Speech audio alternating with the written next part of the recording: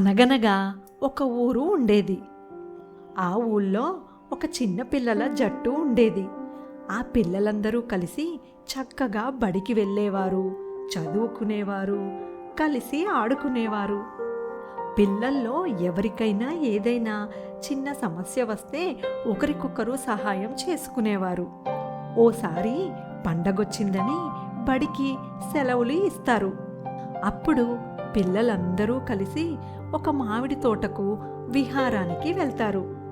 తోటలో చెట్లు, కాయలు, పండ్లను చూస్తూ పిల్లలు కేరింతలు కొడుతూ ఆడుకుంటారు. చెట్ల నిండా మామిడికాయలు చూసిన పిల్లలు కాయలు కోద్దామని అనుకుంటారు. కానీ చెట్లేమో ఎత్తుగాను, పిల్లలేమో చిన్నగాను ఉండడం వల్ల పాపం పిల్లలకు కాయలు అందవు. ఆశగా మామిడికాయల కోసం వస్తే ఇప్పుడేమో అవి అందడం లేదు అని అనుకుంటారు పిల్లలు.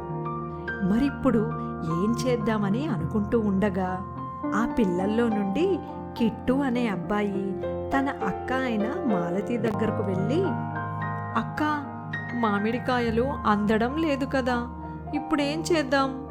అని అంటాడు. అప్పుడు మాలతి, "దిగులు పడకు కిట్టు, మనం ఏదైనా ఉపాయం ఆలోచిద్దాము" అని అంటుంది మాలతి. బాగా ఆలోచించి మాలతి వారికొక ఉపాయం చెబుతుంది.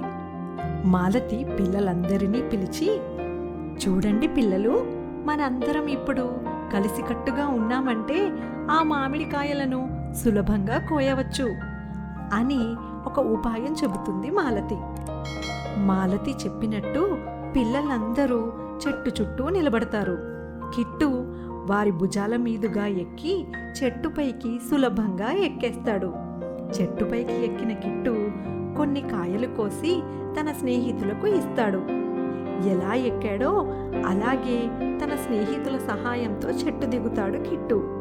అందరూ తలా ఒక కాయను తీసుకొని తిని సంతోషంగా ఆడుకుంటారు. అందరూ కలిసికట్టుగా ఉంటే అసాధ్యమైన ఎన్నో పనులు సునాయాసంగా చేసుకోవచ్చు.